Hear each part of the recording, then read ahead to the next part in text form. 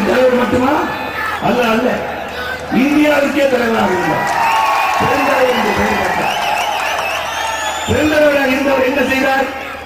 1954 முதல் 1963 வரை சிறந்த ஆட்சி. இன்று நீங்கள் எல்லாம் இணையதளத்தில் இருப்பீர்கள், கூகுள் பண்ணி பாருங்க. பெருந்தலைவர் ஆட்சி காலத்தில் போடப்பட்ட திட்டங்கள் என்ன, செயல்படுத்தப்பட்ட திட்டங்கள் என்ன, ஊழல் இருந்துச்சா இல்லையா, அவர் பணக்காசு சம்பாதிச்சாரா, போகும்போது 151 ரூபாய் பாக்கெட் வச்சு போனவரையா போனார். இதெல்லாம் சரத்துமான இடத்தை சேர்ந்தவர்களுக்காக சொல்லவில்லை. உன்னதமான மனிதர்கள் நாட்டை ஆண்டிருக்கிறார்கள். அவர் பணம் எடுக்கல, தொழில் நடத்தல, மக்களுக்காக தன்னை அர்ப்பணித்துக் கொண்ட ஒரு உன்னதமான தலைவரை கட்சி இருக்கிறார். அந்த உன்னதமான தலைவரை எங்கள் குருவாக மதித்து இவரை போல் ஆட்சி நடத்த வேண்டும் என்ற எண்ணத்தை வளர்க்க செய்வது காரணம் அந்த ஜாதி முற்பட்டல்ல, அந்த ஜாதியில் பெருமாள் சிறப்புவார் என்று அல்ல, நல்ல உயரமான மனிதர் பெருந்தலைவர் நினைத்திருந்தால் பாரத பிரதமராக இருக்க முடியும். நினைத்திருந்தால் அவர் பாரத பிரதமராக இருக்க முடியும். அன்னை இந்திரா காந்தி அவர்களை இவர்கள் தான் நாளை பாரத பிரதமர் என்று சொல்லி சுட்டிக்காட்டியவர் பெருந்தலைவர் அவர்கள். வரவேற்க பிறகு லால் பகதூர் சாஸ்திரி அவர்கள் தான் பிரதமர் வர வேண்டும் என்று சுட்டிக்காட்டியவர் பெருந்தலைவர் அவர்கள். நினைத்திருந்தார், சுயநலவாதியாக பெருந்தலைவர் இருந்திருந்தால் நம்ம இந்த பதவியில் உட்கார்ந்து அவர் உட்கார்ந்து அப்படிப்பட்ட தலைவர்களை பின்பற்ற கட்சியாக சமத்துவ மக்கள் கட்சி இருக்கிறார். அவரை பற்றி சிந்தித்து பாருங்கள். கொங்கு மண்டலத்தில் வந்து நான் சொல்கிறேன் என்றால் கருத்துக்கள் சிந்தித்து பாருங்கள். எப்படிப்பட்ட தலைவர் நாட்டை ஆண்டிருக்கிறார்கள். அப்படிப்பட்ட தன்னலமற்ற சுயநலமற்றவர்கள் வர வேண்டும் என்றால் அது ஒன்று ரெண்டுல நீங்க என்ன சொல்லணும்? பணத்தை தொடுவதற்கு கை கூச வேண்டும், அந்த பணத்தை பார்ப்பதற்கு கண்கள் கூச வேண்டும். அதை தொடுகிற போது இணையத்தில் இதுவரை இருந்து வந்த எல்லா நியாய உணர்ச்சியும் பொங்கி வழிய வேண்டும். அது வலியமே. ஆனால் அந்த பணம் பாவத்தின் சின்னம். அந்த பணம் உரிமை சீட்டை கட்டிப்பதற்காக ஊர் சொத்தை அழித்து உரையிலே போடுபவர்கள் நமக்கு கொடுக்கின்ற நஞ்சத்தொகை என்று நினைக்கிறோம். அன்றைக்கு பேரணி அண்ணாவர்கள் சொல்லியிருக்கிறார்கள், நான் அவர்களெல்லாம் மதிப்பவன், திராவிடத்தை மதிப்பவன், ஆரியத்தை மதிப்பவன், திராவிடத்திலும் ஆரியத்திலும் சண்டை கூட்டி வேடிக்கை பார்ப்பவன் அல்லனா. இல்லையா 20ஆம் நூற்றாண்டு நிறுவனம் அல்ல. 20ஆம் நூற்றாண்டு ஜாதி பற்றி பேசிக்கிட்டு ஆரியத்தின் திராவிடத்தை பற்றி பேசிக்கிட்டு இப்படி பார்த்தா சரத்குமார் வந்து ஆரியர்களை வரவேற்கிறார் என்று சொல்லிவிடுவார்கள். யாரை வரவேற்கிறேன்னு சொல்லுங்க. இன்னைக்கு நாட்டுவார் என்று முதலமைச்சராக இருந்தார்கள் என்றால் குஜராத் எதிர்கால மக்கள் அவர்கள் வாக்களித்தார்கள். படித்தவர்கள், படிக்காதவர்கள், பாமரர்கள் நரேந்திர மோடி அவர்களை வெற்றி பெற செய்கிறார்கள். பெரிய ஒரு கோத்திரம், அப்படியே ஒரு பிரச்சனை நடந்திருந்தது. உண்மைதான். அங்க இந்துக்களாக இருந்தாலும் முஸ்லீம் வெற்றி பெற செய்திருக்கிறார்கள். காரணம், அவர் சிறந்த ஒரு அரசை நியமித்து சிறப்பாக வழிநடத்தி செல்கிறார்கள். அவரை சந்திக்கும் போது எதுக்கு சொல்றா தெரிஞ்சுக்கணும். சந்திக்கும் போது அவர் சொன்னார், சிறப்பாளர்களே, என்னை பார்ப்பதற்கு பம்பாடியார் என்ற நிறுவனம் வந்தது. வந்தவங்க என்னன்னு கேட்டேன். சில விஷயங்களை எடுத்து சொன்னார்கள். எடுத்து சொன்னவுடன் சரி நான் பார்த்தெல்லாம் நல்ல திட்டமா இருக்கேன்னு சொன்னேன். அதற்கு பிறகு நான் அவர்களை சந்தித்த போது 19 மாதம் 13 மாதங்கள் மீண்டும் என்னை சந்திக்க வந்தார்கள். எதற்காக மீண்டும் வந்திருக்கிறேன் என்று கேட்டேன். இல்ல அந்த தொழிற்சாலை துவங்கி அந்த தொழிற்சாலை துவக்கி வைக்க நீங்கள் வர வேண்டும் என்று சொன்னார்கள். அதே அந்த உலகத்துக்கு தெரியலன்னா என்ன அளவுக்கு ஸ்மூத்தா ஃபைல் மூவ் ஆயிருக்கு, எந்த ஒரு லஞ்ச லாவணியும் ஊழல் இல்லாமல் அந்த ஃபைல் மூவ் ஆயிருந்தால் 13 மாதத்தில் தொழிற்சாலை துவங்கப்படுகிறது. துவக்கிய அன்று அவர்கள் கேட்கிறார்கள், நீங்கள் பம்பாடிய நிறுவனத்திற்கு இன்னும் 6 மாசத்துல நீங்க மறுபடியும் வரணும். எதற்கு என்று கேட்கிறார்கள். மெட்ரோ டெல்லியில ஓடிட்டு இருக்க அந்த 6 மாத காலத்தில் முதல் கோச் வண்டியை அங்கிருந்து அனுப்பி வைத்த பெருமை அந்த நரேந்திர மோடி. காரணம், ஊழலற்ற தகவலமற்ற சுயநலமற்ற ஆட்சி நடந்திருக்கிறது. அங்கே நடந்து கொண்டிருக்கின்ற பஞ்சாயத்து ஊராட்சி தேர்தலும் அனைத்து இஸ்லாமிய சகோதரர்களும் ஒரு வாக்களித்திருக்கிறார்கள். எப்படி வாக்களித்தார்கள்? அவர் பிரிவினை பார்க்கிறோம் சிறப்பாக ஆட்சி செய்வதால். இங்கே இஸ்லாமிய சகோதரர் இயக்கத்தில் இருக்கிறார்கள். கோவையிலும் இஸ்லாமிய சகோதரர் அதிகம் பேர் இருக்கிறீர்கள். சிந்தியுங்கள், யார் ஆட்சி புரிய வேண்டும், எப்படிப்பட்ட ஆட்சி புரிய வேண்டும் என்று.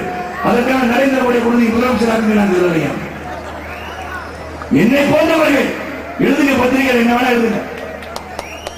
எதிர்கட்சி சொல்லுவாங்க சரத்குமாருக்கு பதவி ஆசை வந்து விட்டது. உங்களுக்கு இருக்கிற அதே ஆசை தான் எனக்கு இருக்கு. முதல்ல தான் வரணும். லைன்ல வந்து நின்ற பிறகு என்ன 100 மீட்டர் ஓட போது நான் பின்னாடி நோக்கி ஓடுவேன், முன்னாடி போட்டா நான் அதே சமயத்தை உறுதியா அதுக்கான தேர்ச்சி பெற்று அதுக்கான ஒரு ட்ரைனிங் எடுத்து சிறப்பா ஓடி வெற்றி பெறணும்னு நினைக்கிறேன். இன்னைக்கு வந்து நம்ம 5வது இடத்துக்கு வந்துட்டோம்.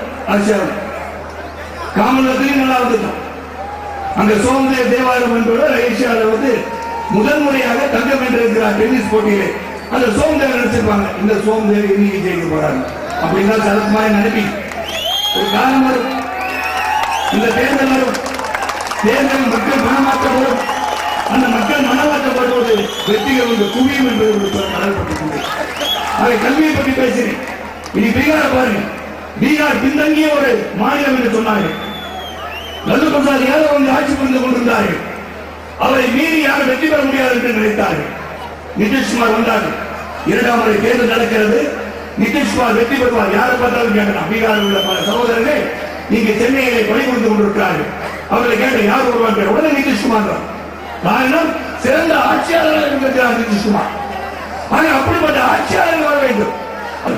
மக்களுக்காக தொலைநோக்கு திட்டம் இருக்கணும். இலவசத்தை கொடுத்து மக்களை ஏமாற்றாதீர்கள் என்று சொல்வேன். அந்த இலவசத்தை நீங்க வாங்க சிந்திச்சு பாருங்க.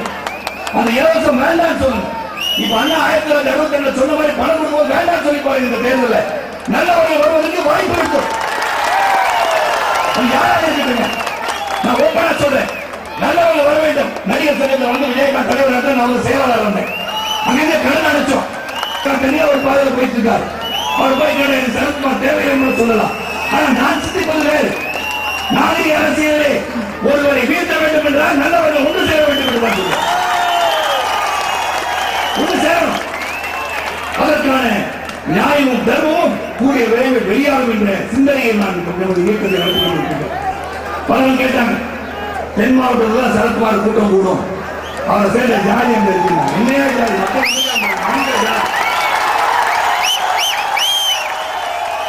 பொது மண்டலத்தில் அன்பு சகோதரர் வந்திருக்கிறேன். அரவணைத்து திரைப்படத்தில் பார்த்தீங்க, சேரன்பாடி நல்லா சிரிக்கிறையா தடுத்த குறைகளுடன் தாய்மார்கள் வருது. நாட்டாமை பெரியவர்கள் கட்டபொம்மன் நடுவத்தில் பிரசு ராமசாமி கேட்டுப்பாரு சரத்குமார் பற்றி பண்புகளை பற்றி சொல்வார். சரத்குமார் எப்படி பழகினார் அன்னைக்கு, இன்னைக்கு எப்படி பழகான்னு கேட்க அதே நிலைதான். என்னிடம் சகோதரர்கள் பலர் இருக்கிறார்கள். நீங்க ஒரு பேட்டியை ஒரு நாளுக்கு பார்த்துருப்பீங்க. நந்தா என்று முடித்திருக்கின்ற ஒரு சகோதரர், நல்லா கேட்டுக்கோங்க. சரத்குமார் பற்றி தெரியாதவர் சொல்கிறேன். நந்தா வந்து ஒரு டோப்பா சென்று ஒரு முடித்திருத்த நிலையை வைத்திருக்கிறார். அந்த நந்தா வந்து எனக்கு வந்து எங்க அப்பா எனக்கு சைக்கிள் வாங்கி தர முடியாத நேரத்தில் அந்த முடித்திருக்கின்ற என் சகோதரன் நந்தா என்ன சைக்கிள் வந்து முடித்திருத்து வீட்டில் போய் விடுவார். ஒரு நாள் வீட்டில் அண்மையினால் ஒரு வருடத்துக்கு 1.5 வருடத்துக்கு முன்பு நந்தா அவர் வீட்டுக்கு வந்தார்கள். இயக்கத்தின் பல சகோதரர்கள் இருந்தாங்க. நந்தா வந்தாரு, உட்கார்ந்து முடித்திருத்தம் செய்து கொண்டிருந்தார். அப்புறம் அவருக்கு நான் 500 ரூபாய் கையில் கொடுத்தேன். அவர் போயிடுவார், அதுக்கப்புறம் பேசுவார் தலைவர் நினைச்சாங்க. எல்லாம் அவங்க சாப்பிட நந்தாவும் பக்கத்தில் வந்து சாப்பிட்டுருந்தார். இன்னும் இவர் உட்கார்ந்து இருக்கு. நான் அவருடைய நண்பங்க. எனக்கு அந்த கால சைக்கிள் வீட்டில் உங்க நண்பங்க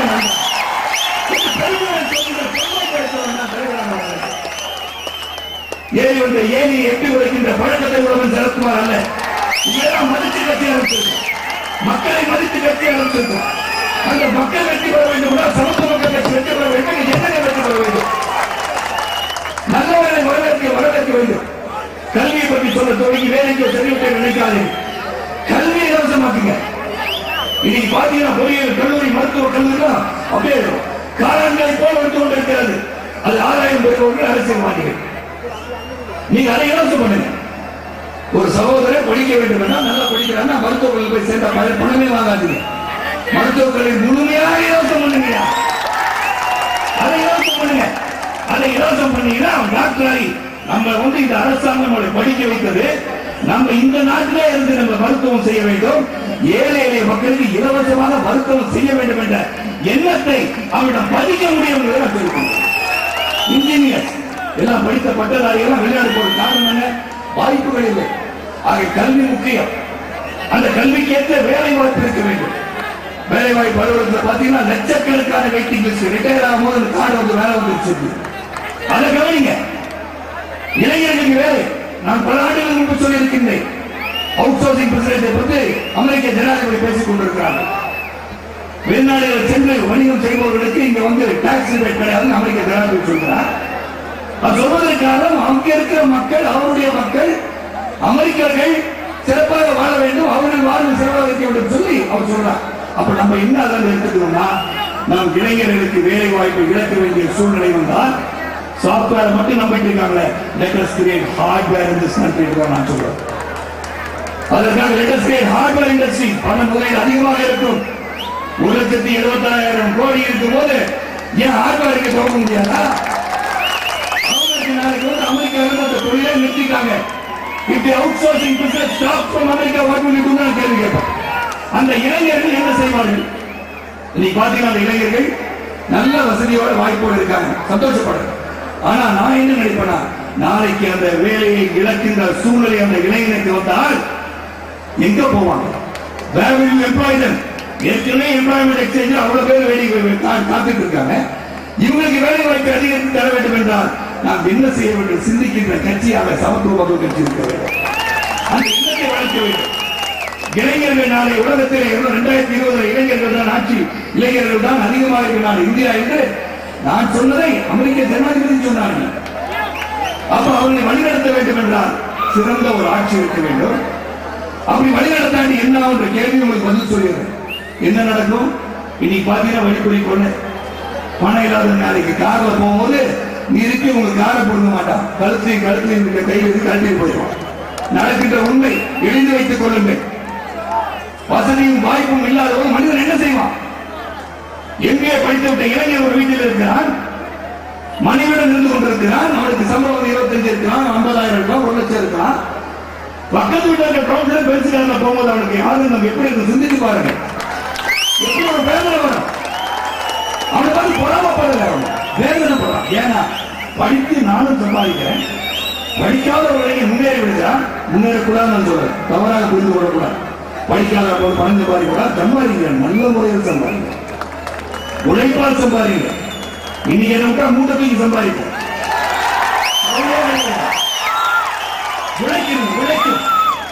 உழைக்கும் வருவா இருக்கணும். அப்ப அந்த வெளி ஆங்கிலத்தில் சொல்ல வேண்டும், அந்த பிரஸ்டேஷன் ஸ்லோலி கேட்ச் அப் டு சொல்லி பாப்பாங்க. எல்லாரும் நல்லா இருக்காங்க, எல்லாரும் நல்லா வீட்டுல மனைவி சொல்லுவாங்க, என்னங்க அவங்க பெருசு வாங்கிட்டாங்க, டைமண்ட் நெட் வாங்கிட்டாங்க, என்னங்க என்ன படிச்சு கிழிச்சிட்டீங்க அப்படின்னு சொல்ல வேண்டிய காலம் வந்து விடும்.